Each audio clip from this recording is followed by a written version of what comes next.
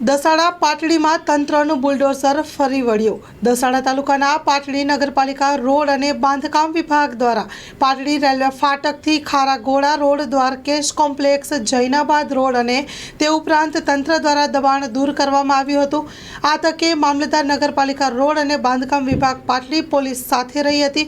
સઘન પોલીસ બંદોબસ્ત ગોઠવવામાં આવ્યો હતો અને દબાણને બીજા દિવસે પણ દૂર કરવામાં આવ્યું। Story report by Minaz Malik, Dasada. Gulzar Mustafa સાર્વજનિક ટ્રસ્ટ આયોજિત 13મી સમૂહ શાદી।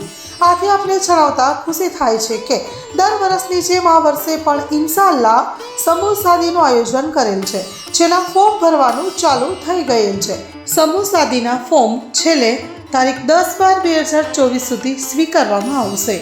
સમૂહ શાદી ઇન્શાઅલ્લાહ તારીખ 19/1/2025 રવિવારે યોજવામાં આવશે।